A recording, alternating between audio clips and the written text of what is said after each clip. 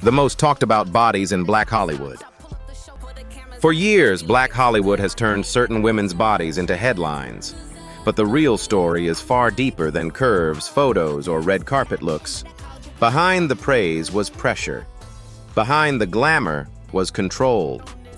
And behind every viral moment was a bigger question. Were these women owning the spotlight or surviving an industry obsessed with their image? Stay with me because this story is not just about beauty. It is about power judgment and how Black women learned to turn attention into influence before it destroyed them. Beyoncé. Beyoncé did not become one of the most talked about women in Black Hollywood because people were simply staring at her body. She reached that level because her image, her shape, her movement, and her discipline fused into one of the most powerful celebrity identities of the modern era. From the early Destiny's Child years to sold-out stadium tours, Beyoncé made curves look like strength, precision, and total control. She never carried herself like someone begging for attention. She carried herself like someone trained to command it. That difference matters. Many women in entertainment get discussed for their appearance, but Beyoncé built an image where the body was never separate from the work. Every performance reminded people that what they were seeing was not softness without effort. It was conditioning, repetition, endurance, and authority. What made Beyoncé stand apart was the way she refused to let the conversation stop at beauty. Yes, people talked about her silhouette, her legs, her stage wear, and the way she moved. But those things stayed powerful because they were attached to excellence. Her choreography was sharp. Her live vocals carried pressure. Her visual eras always looked intentional. Even when the culture focused on how she looked, she kept pushing the public back toward what she could do.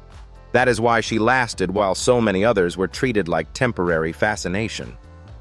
Beyoncé made it impossible to separate glamour from mastery. Do you think Beyoncé changed the conversation by making curves look less like spectacle and more like power? That is where her real influence lives. She did not reject beauty, but she never let beauty become the ceiling. She turned it into part of a larger structure built on ambition, control, and consistency. In Black Hollywood, that kind of presence is rare. Beyoncé did not become unforgettable because people talked about her body. Her body became part of the legend because everything around it was backed by disciplined performance and a level of greatness the culture could not deny. Rihanna. Rihanna became one of the most discussed women in Black Hollywood because she made looking effortless feel like power. Born on February 20th, 1988 in St. Michael, Barbados, she entered pop culture with beauty, edge, and a coolness that never looked rehearsed.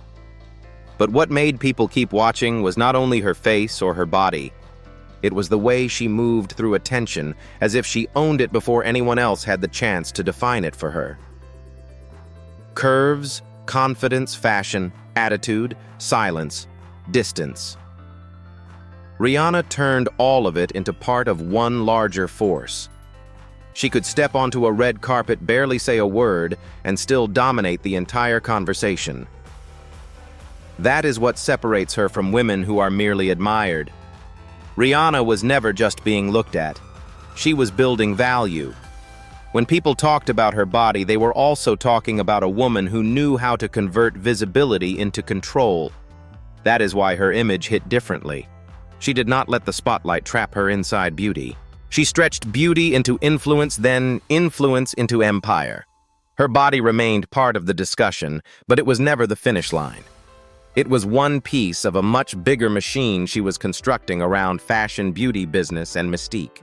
Do you think Rihanna's real power came from how she looked, or from how completely she understood the value of being looked at? That is why Rihanna lasts in this conversation. She did not beg the culture to stop objectifying her. She outgrew the objectification. She turned the gaze into a business model and made admiration feel secondary to ownership. Rihanna remains unforgettable because she taught the world a harder lesson. Beauty may start the conversation, but control decides who wins it. Nicki Minaj. Nicki Minaj turned the body into language before most people understood what she was doing. Born on December 8, 1982 in St. James, Trinidad and Tobago, and raised in Queens, New York, she did not step into rap as a figure waiting to be approved. She arrived exaggerated, animated, loud, strategic, and impossible to ignore. Her curves became part of the cultural vocabulary almost instantly. But what made that image powerful was how deliberately she weaponized it. She understood that black women's bodies were already being watched, measured, joked about, and turned into spectacle. Instead of shrinking from that, she stepped directly into it and bent it toward performance branding and provocation. That move changed the tone of the conversation. Nicki did not present her silhouette as something passive or decorative. She turned it into part of the theater of dominance. One era it looked cartoonish on purpose. Another era it looked polished, dangerous, almost imperial. She knew how to use shape the same way she used voice through character exaggeration, mood, and control. That is why her image stayed sticky. It was never just the body. It was the mind directing how the body would be read. And because she paired that with Barr's commercial power and a relentless need to outlast everyone in the room, the attention around her never felt empty. Do you think Nicki empowered women by owning the label first? Or did she make the industry even more obsessed with turning curves into currency? That tension is exactly why she remains central to this topic. Nicki Minaj did not invent the spotlight on black women's bodies, but she mastered the mechanics of it. She made people confront a harder truth: being talked about is not always a weakness. In the right hands, it becomes leverage. Nicki remains unforgettable because she made controversy, body talk, and spectacle work for her instead of letting them swallow her whole. Cardi B. Cardi B did not ease into public fascination. She exploded into it. Born on October 11, 1992 in the Bronx, New York, she came from internet virality, reality television energy, and a personality too direct to smooth down for anyone's comfort. By the time the wider culture locked onto her body, her curves, and her style, she had already figured out something crucial. Attention moves faster than reputation, so whoever controls the speed controls the story. Cardi never tried to look refined in the traditional sense. She chose impact. She chose volume. She chose an image big enough to flood the room before criticism could even settle into one shape. That made her body conversation different from many of the women before her. With Cardi, the discussion was always tied to movement. She danced hard, dressed loud, laughed louder, and treated every public appearance like a chance to create another clip, another meme, another talking point. Yet that chaos would not have lasted if there had been no work under it. The image stayed alive because the career kept feeding it. Hit records, major performances, and a Grammy win gave the spectacle weight. That is what made Cardi dangerous to dismiss. She was too visible to ignore and too successful to reduce to one joke. Do you think Cardi B's biggest strength was confidence or her instinct for turning every opinion about her into momentum? That is why she remains central in this topic. Cardi B did not ask the culture to stop talking about her body. She moved so fast that the body became only one part of a larger machine made of humor, hunger, style, and aggression. She remains unforgettable because she proved that sometimes the loudest woman in the room is not being distracted by the spotlight. She is driving it. Serena Williams. Serena Williams forced the culture to talk about a black woman's body in a language it was never fully prepared to use. Born on September 26, 1981 in Saginaw, Michigan, and raised in Compton, California, she did not enter the public eye through music videos, fashion campaigns, or red carpets. She entered through domination. Her body became part of the conversation because it won. It served harder, ran longer, hit heavier, survived more pressure, and stayed standing after other people had already folded. That changes everything. The world was not only looking at Serena, it was trying to process what it meant for a black woman to be built for power and not apologize for it. That is why the scrutiny around her physique always carried a different charge. People discussed her muscles, shape, clothing, and presence as if they were trying to decide whether a black female body like hers could still fit inside conventional ideas of beauty. Serena never helped them make that decision easy. She kept winning. She kept arriving in fashion, in strength, in motherhood, in endurance, and in public life without cutting herself down to make anyone comfortable. That is why her body talk was never just body talk. It was fear, admiration, bias, awe, and resistance colliding in real time. Do you think Serena changed more minds through victory or through the fact that she never softened herself to make victory easier for others to accept? She remains unforgettable because she turned physical excellence into cultural confrontation. Serena Williams did not become one of the most discussed women in Black Hollywood by performing femininity in a safe way. She became central because she made force, glamour, grace, and dominance coexist in one frame, and the culture still has not fully caught up with what that means. Megan Thee Stallion. Megan Thee Stallion made confidence look physical. Born on February 15, 1995 in San Antonio, Texas, and raised in Houston, she entered mainstream culture with a presence that felt bigger than ordinary celebrity styling. Her body was discussed immediately, but what made it stick was the way she carried it. Megan did not move like someone hoping to be admired from a distance. She moved like someone stepping into command. Curves, height, stage, energy, dance power, and pure self-possession fused into an image that felt athletic as much as sensual. That combination mattered because it made her harder to reduce. She did not look fragile, passive, or ornamental. She looked like impact. That is why the attention around her body always stayed tied to performance. The silhouette became a signature, but the signature kept moving. Every stage appearance, every music video, every award show moment reinforced the same idea: Megan was not borrowing confidence from the camera. She was bringing her own. That made her liberating to many fans, especially Black women who had grown up seeing their bodies judged over-sexualized or minimized depending on the room. Megan made loud self-respect look normal. She made curves look like ownership instead of apology. Do you think Megan Thee Stallion became so talked about because of how she looked, or because she made looking powerful feel accessible to other women? She remains unforgettable because she refused to let body conversation flatten her into one note. The image was strong, but the persona behind it was stronger, educated, funny, resilient, wounded when necessary, and still unwilling to shrink. Megan endures in this subject because she turned discussion into direction. People looked, but she decided what the looking would mean. Taraji P. Henson. Taraji P. Henson did not become a talked-about body through trend culture. She became one through presence. Born on September 11, 1970 in Washington, D.C., she built her fame through acting first, through timing, sharpness, emotion, and a camera magnetism that made her feel larger than the scene she was in. Her silhouette has been admired for years, but what makes her different is that nothing about her attention feels borrowed from youth alone. Taraji's appeal carries grown woman assurance. She looks like someone who knows exactly where she belongs and has already paid enough to stand there. That changes how the conversation around her body works. With Taraji, beauty does not appear detached from lived experience. It comes wrapped in charisma with authority, exhaustion, and survival. She does not need excess to make people look twice.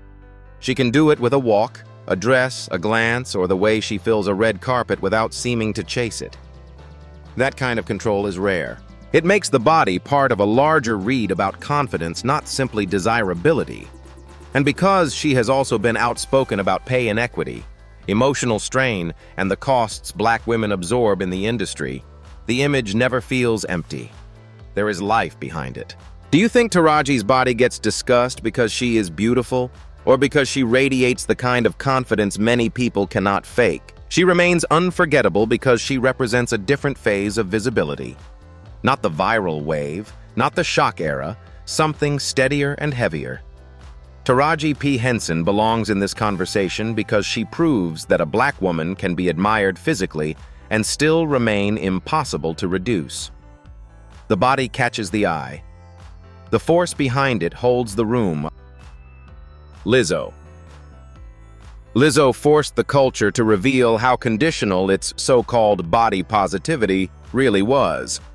Born on April 27, 1988 in Detroit, Michigan, and raised in Houston, she became one of the most visible women in music, not by hiding from scrutiny, but by stepping directly into it with joy.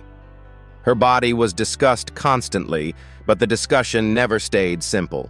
She was too big for people who only knew how to praise curves in specific approved forms. She was too happy for people who wanted fatness to look apologetic. She was too loud for anyone hoping she would carry self-love quietly. Lizzo did not enter the spotlight asking whether she was allowed. She behaved as if the permission question itself was already beneath her. That is what made her disruptive. She linked pleasure, talent, humor, style, and body confidence in a way that many people found liberating, and many others found intolerable. The culture likes self-acceptance as a slogan much more than it likes seeing it embodied without shame. Lizzo showed that contradiction in real time. Every performance, every outfit, every selfie, every dance clip became a test the public kept giving her, and she kept answering by refusing to disappear. That turned her body into more than a subject of conversation. It became a mirror. People did not just react to Lizzo. They reacted to what her comfort in herself exposed about them. Do you think Lizzo changed beauty standards? Or did she mainly expose how fragile those standards already were? She remains unforgettable because she made confidence joyful rather than defensive. That changed the emotional tone of the conversation. Lizzo did not look like she was fighting for the right to exist. She acted like existence itself was already worth celebrating. That is why her presence landed so hard. She did not shrink. She sang, laughed, danced, and took up every inch. Keke Palmer.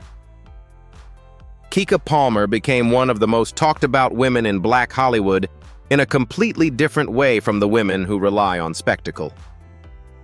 Born on August 26, 1993 in Harvey, Illinois, she grew up in public. People saw her as a child star, then a host, then an actress, then a full-grown woman whose confidence arrived without losing warmth. That evolution matters. By the time attention turned toward her glow-up, her curves, and the way she carried herself, the audience already felt they knew her. That made the conversation around her body more layered than simple lust or fashion chatter. It was tied to watching someone mature in real time. What keeps Keke from being flattened by that attention is personality. She is funny, quick, expressive, and impossible to make feel distant for long. Her body may be noticed, but her energy reaches the room first. That changes the tone completely. Instead of feeling like a woman trapped inside a perfect image, Keke feels like a woman wearing her image while staying very much alive inside it. That makes her unusually relatable. She can be glamorous one second and hilariously human the next. She can look stunning without becoming untouchable. That balance is rare, and it is a big part of why people keep talking about her without ever fully reducing her to appearance. Do you think Keke's real gift is beauty? Or the way she makes beauty feel like it belongs to a full, living personality? She remains unforgettable because she makes attention feel manageable. Keke Palmer does not appear crushed by being watched. She appears fluent in it. That is power. In a culture that often turns women into surfaces, she keeps pulling the audience back toward voice, wit, and emotional presence. The body may start the glance, but Keke makes sure the person is what stays behind. Janelle Monáe. Janelle Monáe became one of the most discussed women in Black Hollywood by refusing to let sensuality look simple. Born on December 1, 1985 in Kansas City, Kansas, she first built her image through precision-tailored suits, sharp lines, control mystery, and a futuristic kind of elegance. For years, she gave the culture a figure that looked disciplined, cerebral, almost untouchable. Then she changed the frame. When she stepped into a bolder, more body-forward era, the conversation intensified immediately, not because she suddenly became interesting, but because she disrupted the version of womanhood people had comfortably assigned to her. That shift is what makes her case so powerful. Janelle did not merely show more skin. She changed who held the authorship of the image. Her sensuality never feels accidental or passive. It feels chosen, staged, coded, and politically aware. That matters. In Black Hollywood, a woman revealing more of her body is often treated as if she has become less serious. Janelle exposed how lazy that logic is.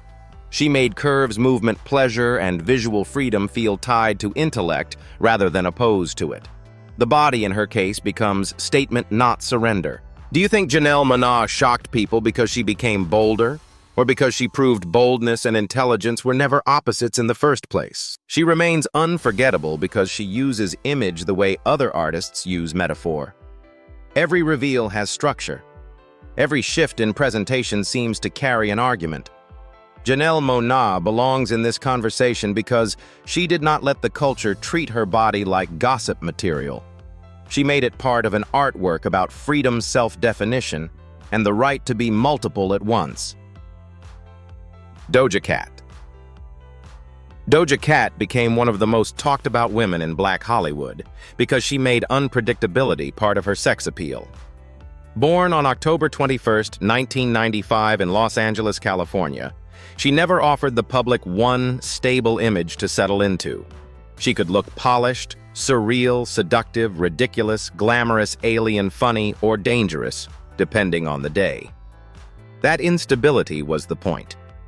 While many women in entertainment are forced into one digestible version of desirability, Doja kept changing the shape of the gaze itself.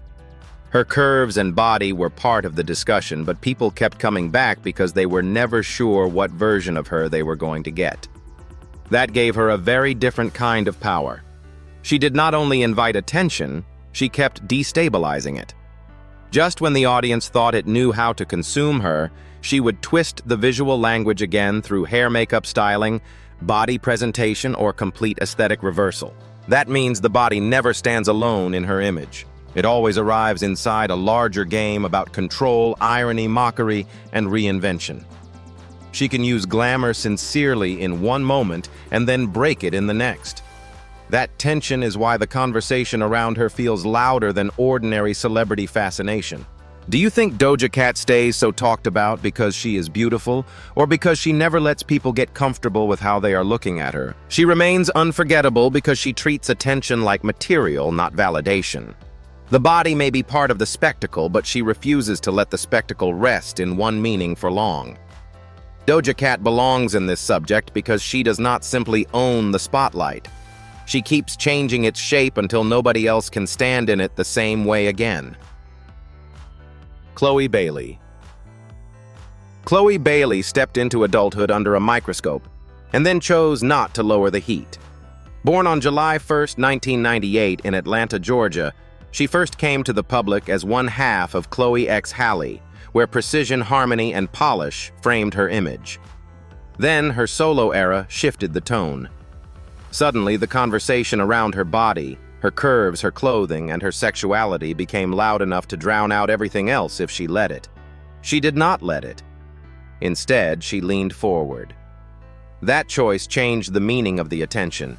It stopped being a surprise and became part of the performance. That does not make the pressure smaller. If anything, it made it sharper. Chloe has been forced into a very modern dilemma when a black woman presents herself with overt sensuality. Is she expressing freedom, or is she being used by a system that rewards spectacle?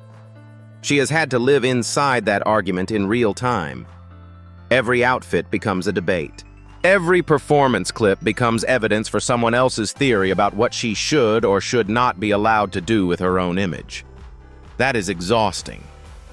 But it is also what gives her place in this conversation so much force. She did not quietly drift into being looked at. She walked directly into the gaze and challenged it to keep up. Do you think Chloe Bailey's boldness is being misread as excess simply because she refuses to grow up in public on anyone else's terms?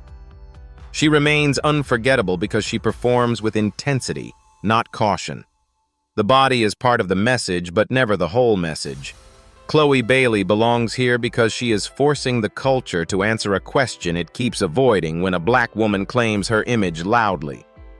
Why does confidence so quickly get renamed too much? Halle Bailey. Halle Bailey became one of the most talked about women in Black Hollywood, not because she chased attention aggressively, but because attention found her at the exact moment she was changing.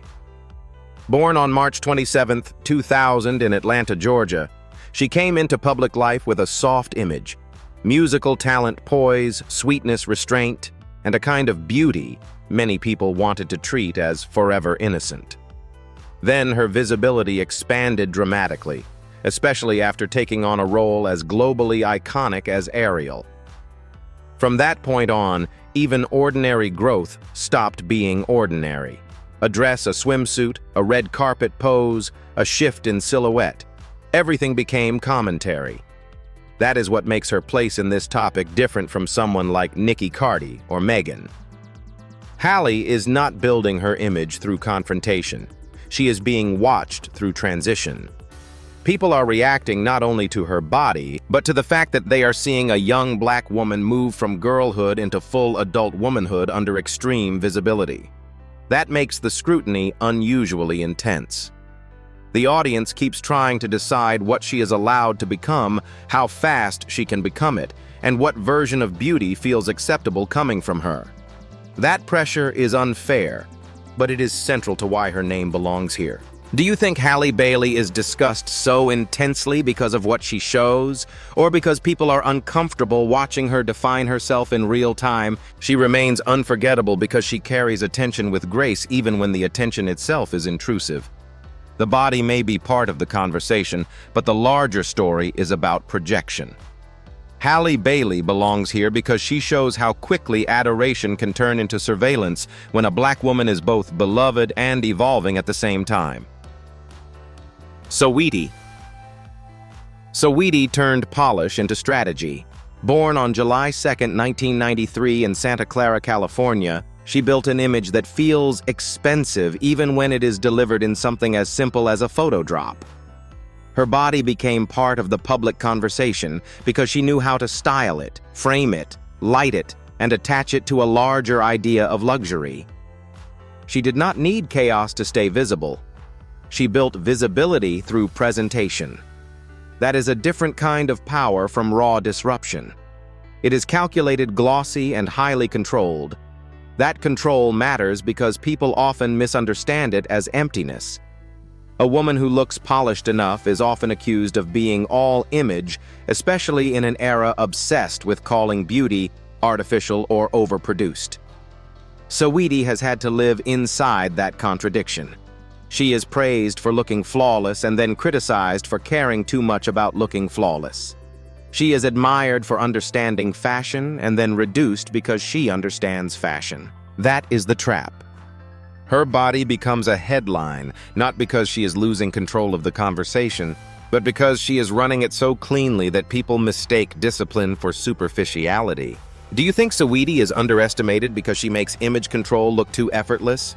She remains unforgettable because she understands that in modern fame, image is not a side note. It is infrastructure. Saweetie belongs in this discussion because she shows how body conversation can be managed, like branding with precision rather than chaos. She does not stumble into attention.